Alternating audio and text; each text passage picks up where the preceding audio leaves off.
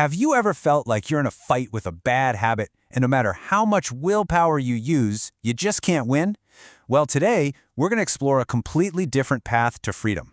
It's one that goes way beyond just gritting your teeth and resisting, and instead dives deep into the real reasons behind our most stubborn behaviors. So let's kick things off with this question, because it's a big one. Why is it that when we finally manage to stop doing something, we don't actually feel free? You'd think there'd be peace, right? But instead, it's just this constant, draining battle. You're counting the days, you're always on guard, terrified you're going to slip up. We're going to dig into why that is and what it means to be truly, genuinely free. All right, first up, let's talk about the willpower trap. This is the advice we've all heard a million times, right? Just say no. Just use more willpower. But here is a wild idea. What if the very act of resisting is actually making the whole problem worse? Just let that sink in for a second. Your willpower? It's not an endless resource. All that brain power you're spending just fighting an urge, it's like a phone battery draining in real time. And the more you fight, the more exhausted you get. Which of course just leaves you more vulnerable to stress and negativity, the exact things that probably trigger the habit in the first place. It's a vicious cycle, for sure. This right here really lays it all out. On one side, you've got abstinence. That's a state of constant resistance. It's like being a prison guard who can never, ever take a break. It's exhausting. But then you look at freedom. That's inner peace. It's not being afraid of relapse. And this is the real kicker. It's being completely indifferent to the old habit. It just doesn't have a hold on you. All that mental energy is finally free. So the question is, how do we get there? Well, that brings us to the absolute core idea of this entire approach, the trauma symptom. The whole argument here is that we've been looking at this problem completely backwards. We've been busy fighting the behavior, the addiction itself, when all along we should have been looking for its hidden cause. And here it is. This is a total game changer. The habit, the addiction, that thing you've been battling for so long, it is not the actual problem. It's just a symptom. It's the smoke, not the fire.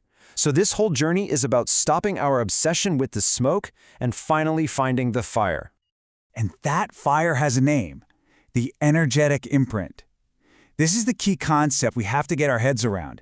It's not the memory of something bad that happened. No, it's the raw, unreleased emotional energy from that event. Think of it like a little ball of electricity that got stuck deep inside you, in your unconscious. So how does this whole thing work? Well, a lot of times this imprint gets etched into us when we're young, and then it can just sit there, dormant for years and years, sometimes even gathering more energy. And then, out of nowhere, it tries to surface because it wants to be released. But here's the tricky part. To get you to notice it, it unconsciously makes you feel the exact same negative emotions from that original event, which is why we end up in these self-destructive loops.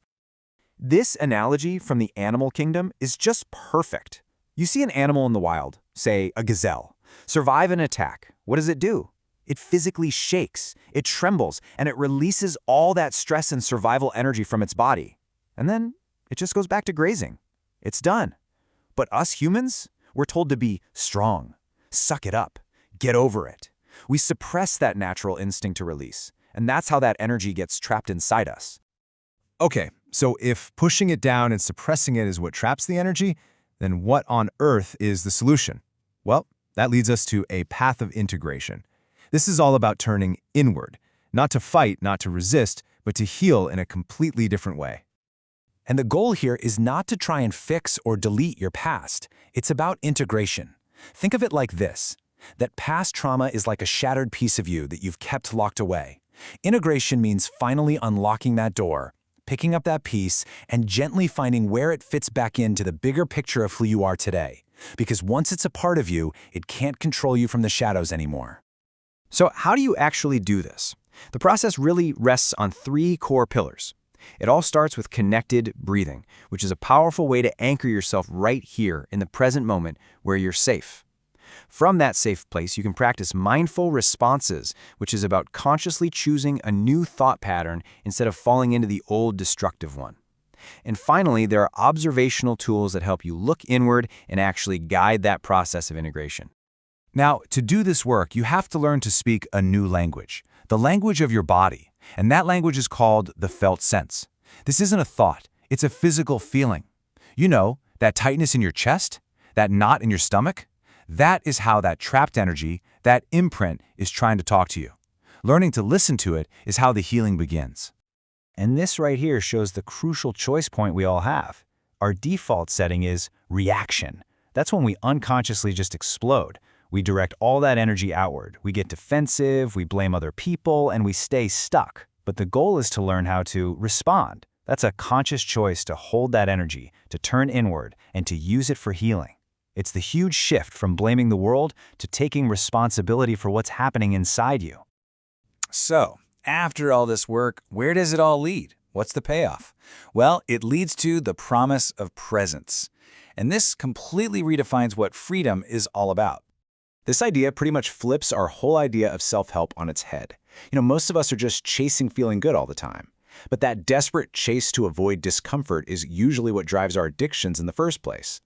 This path has a totally different goal, a much more powerful one: to get better at feeling, to actually expand your ability to be present with any emotion, the good, the bad, the ugly, without letting it sweep you away. And when you do that, the results are incredible. That fear of feeling uncomfortable just starts to fade away, and anxiety goes with it. You're not constantly looking for drama or distraction anymore. And those self-medicating behaviors, the addictions, they just become unnecessary. They fall away almost by themselves because that fire inside that they were trying to put out is finally gone. And what's left in its place is real, genuine peace. When you boil it all down, it's not the past itself that traps us. It's the stories we've built around it. "This means I'm a bad person," or "this is why I'll never succeed."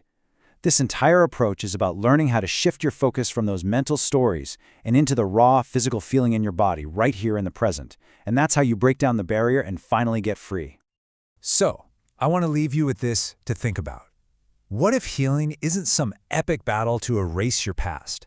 What if instead it's about having the quiet courage to finally welcome it home, to feel it fully in the safety of this present moment, and in doing that to finally truly set yourself free?